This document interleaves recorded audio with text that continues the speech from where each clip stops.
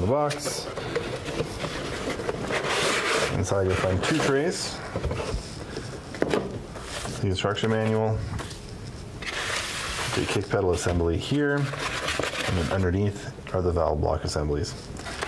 So you can take this out. This is the part that we're going to be using initially, and set the rest of it aside except for the mounting hardware here. So we're going to unpack this from the tray.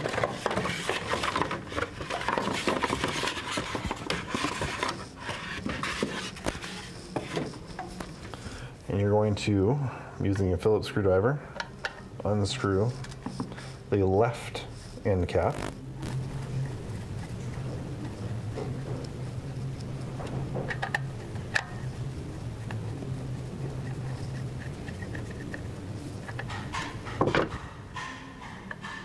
Like so. And then we're going to slide the metal plate off of the kick pedal assembly here. And this lets us get to the mounting holes for the kick pedal assembly itself. So now we'll go underneath and we'll show how to mark off where you need to drill the holes. All right, so the first step we're going to do now that we're down to the toe kick is we're going to pull this tubing out of the grommet so we can mark things where we need to mark them. And then keeping this, you can just hold this end cap in place here. You want to line your kick pedal up so that the button is centered on where you want the button centered. So here I'm lining it up with the center of the door. And then you're going to go in and you're going to mark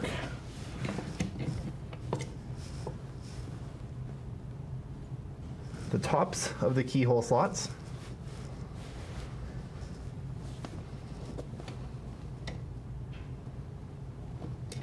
and the center of this grommet hole here. So now you see we've got one mark there, and one mark there. So to make things easier, we are going to drill 2 pilot holes for the mounting screw. First pilot hole goes here.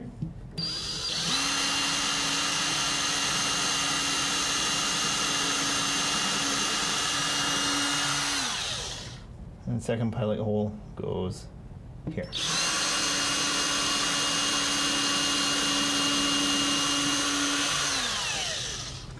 And then you're going to want to take a 1/2 inch drill bit and we're going to drill the control tubing hole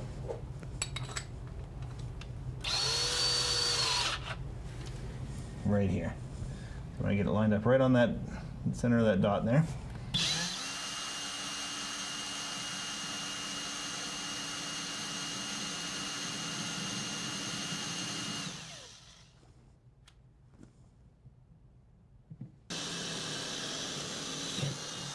And then you're going to clear that out of there. And now what we can do is we can put the 2 mounting screws you find in the hardware bag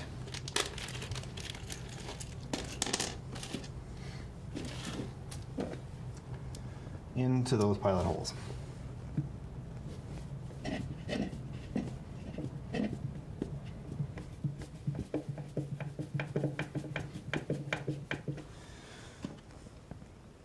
Like so.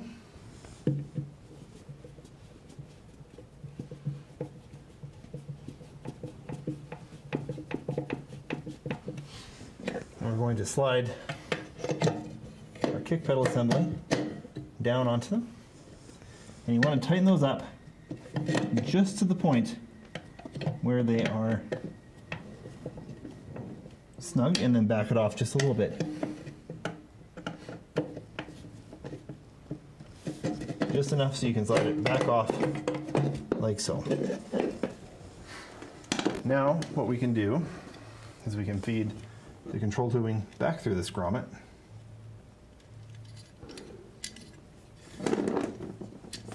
So we don't forget to do this later. Just like so. And we're going to drill a matching hole on the inside of the cabinet. There's a couple of different ways to do this. You can do one at the front of the cabinet or the back of the cabinet. It's up to you how you want to do this. All right, now we're going to drill the matching hole at the back of the cabinet. So again, doesn't really matter where, is wherever you find it's going to work well for you.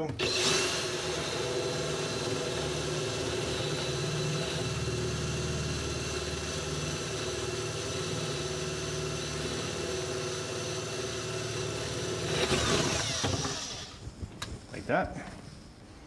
Now we're going to fish with either a fish tape or a wire coat hanger, this tubing through here. So what we'll do is we're going to tape the, we're going to run the fish tape from that side out the front, and then we're going to tape this to it and draw it back through.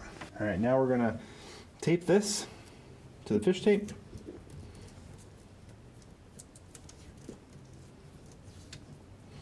Like so.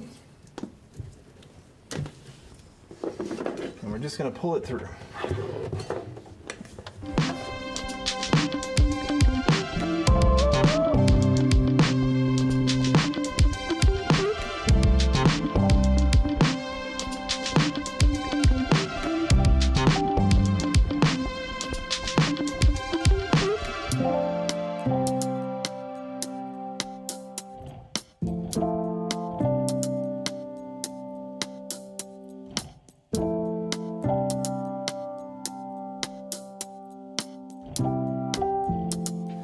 So now that we've pulled that through, we can finish our valve block install and our kick pedal install.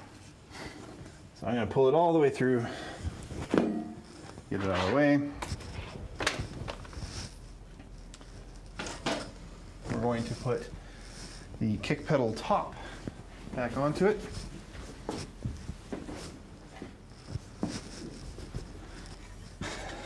To do this, you slide, there's a groove up here and a big opening down here.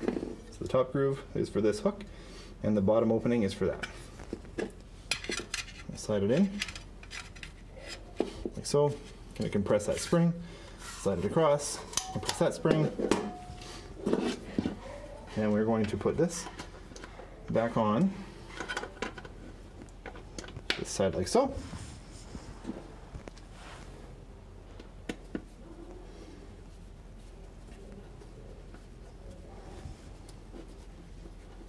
Tighten it down.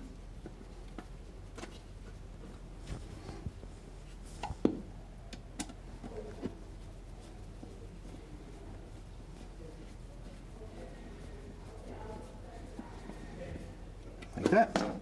And then we are going to pull the tubing through, and you're going to slide it on to those two keyhole slots. So you're going to put them on and then slide it down, and then it's mounted nice in place, ready to be used. So now we're going to do the valve blocks. This step is the same for every Tapmaster. It doesn't matter if it's a kick pedal or Euro or a cabinet door. This step is the same for all of our products. So what you're going to do is you're going to turn the water shut-off valves off. You don't want to spray yourself with water when you do this. We're going to get in there, we're going to take those faucet risers off the top of those shut-off valves. We're just going to thread that out. You're going to get a little bit of water come back down from your faucet. That's to be expected. Same thing for the other side.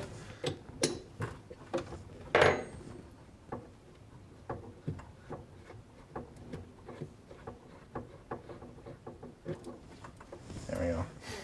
Now you're going to take the Tapmaster valve blocks, and on the back of the 3-barb valve block, there will be an arrow indicating flow. Basically, that means that the water flow should be going this direction through the valve block. So from the water shutoff valve towards the faucet. That will also always be the green tube at the bottom with the yellow tube at the top. On the other side, you've got a standard compression fitting here. Because our faucet riser is a modern faucet riser with an O-ring in it, we're just going to take these off and just discard them. So this would be used on an older faucet with copper faucet risers. Then we're going to go in and we're going to put the 3-barb valve block on the hot, and the 6-barb valve block on the cold. It doesn't really matter, but that's just the easiest convention for us to help you troubleshooting. So we're going to go in here, we're going to thread that on, like so.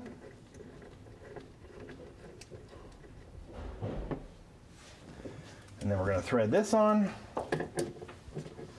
like so.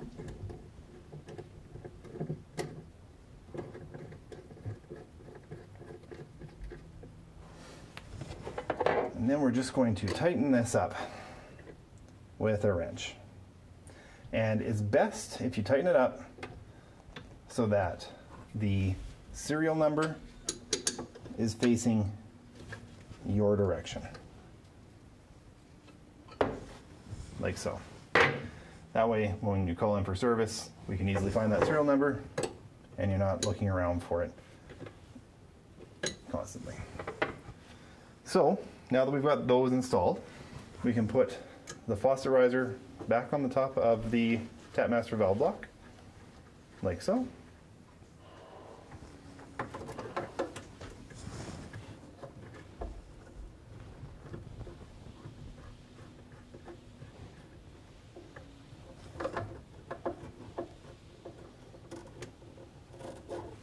So, and we're going to tighten this up.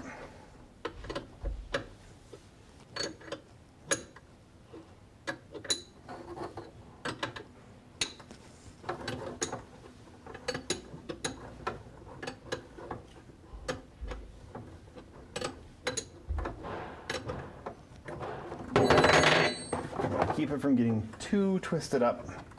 We don't want to pinch those tubes. There. And finally, we're going to take the activator tubing, which is running from your activator itself. Okay, now we're going to hook the control tubing up to the barb fittings here. So first things first, you've got 3 white sleeves. Put 1 sleeve over each of the control tubes, like so. So you should have 3 control tubes with 3 sleeves on them. We're going to connect the green tube to the bottom barb, like so. And the blue tube to the middle barb, like so. And then the yellow tube to the top barb. Now, you want to make sure that those tubes are at least over 2 of the little barb ridges.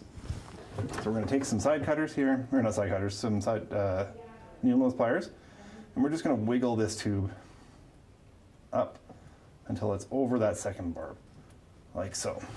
And then we're going to use the same needle nose pliers, and we're just going to slide these back on